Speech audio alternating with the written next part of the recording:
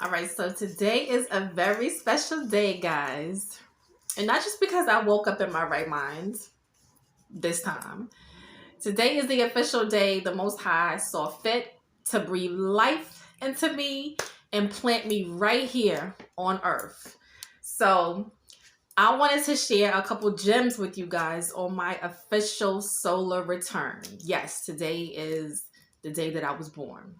So before I get all of the birthday festivities started, I want to drop some jewels on y'all. I want to drop some gems on y'all. And I want to talk about how you can master your children's spiritual gifts. So if you guys have kids, if you're an auntie, if you're an uncle, if you work with children, this video is for you. All right? But first, I'm actually Anye, and welcome back to Anye's Intuitive. And that's Anye, like Kanye. And why my camera keep wanting to move? What you trying to show over there, Spirit? My camera keep wanting to move to the side. Let's get this. This video is near and dear to me, not only because I have children, I have 3 girls, but because I have been witnessing, I'll say, my children's spiritual gifts developing as they have grown older. And it's just beautiful to watch. It's beautiful to watch my children evolve and grow into little women. It's just beautiful to watch. They all have different personalities, and it's beautiful to watch them all like intertwine.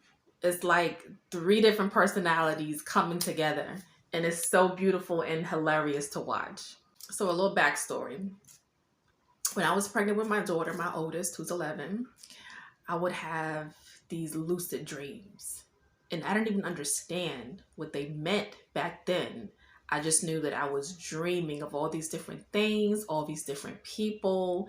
And it was almost like these things were actually happening. Like they didn't feel like dreams. So after I would dream all these different things, I would go to the people who I was dreaming about, and I would tell them, like, listen, I had this dream about you. And they would look at me like, what? Are you serious? Because that actually happened to me. Or how did you know that? And so that's how I knew that my firstborn was special, because I only had these dreams when I was pregnant with her. So fast forward, I start to get into reading more about personality traits. I'm looking at horoscopes more.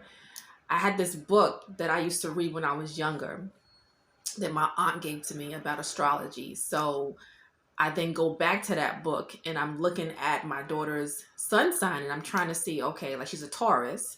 So it's not really telling me that Tauruses are like highly intuitive, basically saying that Pisces, Scorpios, and Cancers are like the most intuitive signs. So why am I having all these dreams? So then I stumble upon birth charts, looking into people's birth charts and breaking down your identity from your sun, your moon, your rising, Venus, everything. So researching these things, understanding more about birth charts helped me to understand my daughter. And I understood her on an astrological level, because then I found out that her moon sign is Cancer. Then I'm like, so that's where the heightened intuition comes from. And if you know anybody with their moon in Cancer, more psychic than the actual Cancer suns, more psychic than the Scorpio suns, because the moon is at home in Cancer.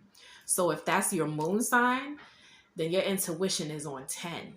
Your intuition is on 10, and you literally can feel people. You can't even articulate why you feel what you feel, how you know what you know. You just know it. So then over the course of time, my daughter would start saying things that like surprise me. Like things that like a normal 6 or 7 year old really wouldn't say. Like, she would come home from school and I'd ask her, how was your day? What did you do in school? Did you meet some new friends?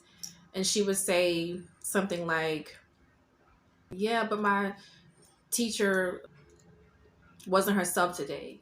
Like, she was acting like, she got her heart broken or something.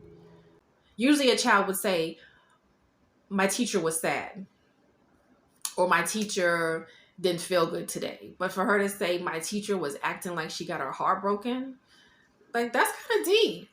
That's kind of deep. To me, that's kind of deep. So that's how I knew that she was really tapped in. Now, almost every single night for the past year, I'll say for the past 6 months, she's been waking up at 3 a.m. Just awoken out of her sleep at 3 a.m. And when I ask her, like, why, she'll say, oh, I hear like a ringing in my ear. Or I'll hear like, somebody whispering. And I'm like, oh, somebody outside? And she's like, no, like someone will be like whispering in my ear. And I'm like, that is so odd. But I don't take it odd like weird. I take it like, wow, like the spiritual realm is already trying to communicate with her. Already at 11 years old.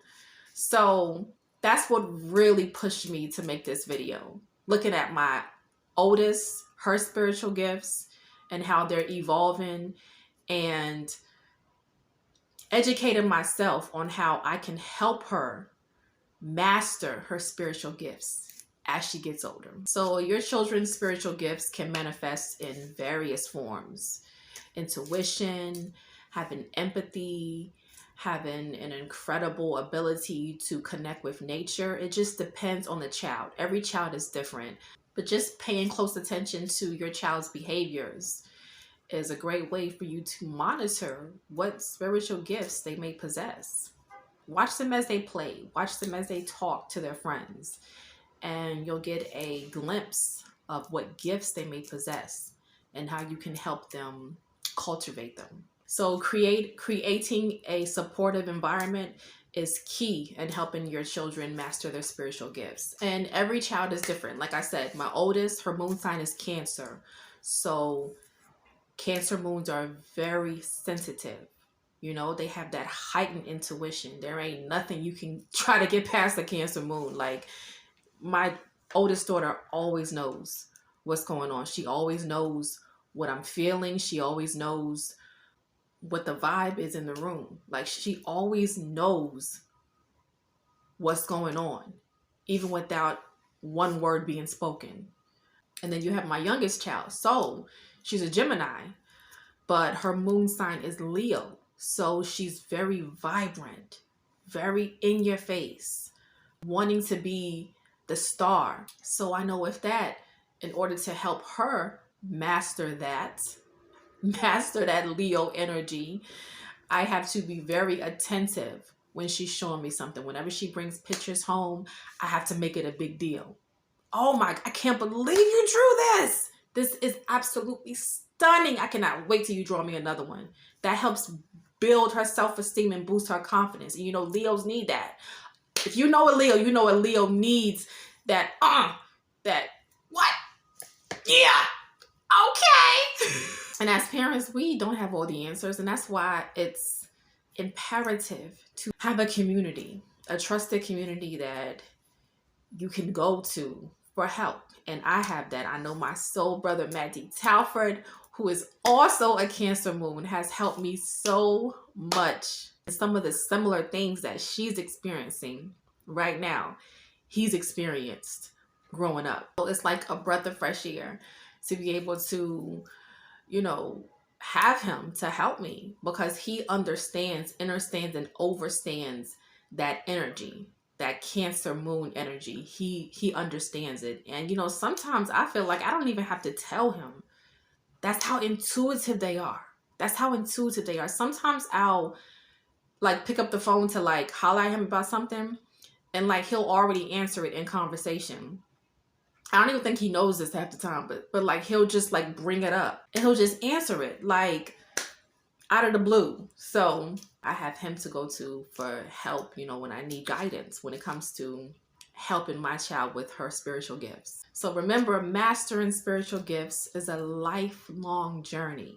All right, take your time, embrace the process, celebrate the small victories, and be patient. That is something I am consistently working on, being patient and just enjoying the ride. The most important thing to do is support and love them unconditionally as they explore and develop these talents. And there you have it, my beautiful soul family. A guide to mastering your children's spiritual gifts. And don't forget to like, subscribe, and hit that bell so that you can stay up to date on all of my videos, all of my downloads, and all of my gems that I be dropping left and right. All right, y'all. So I'm about to go paint the town red. Literally. All right. So until next time, peace.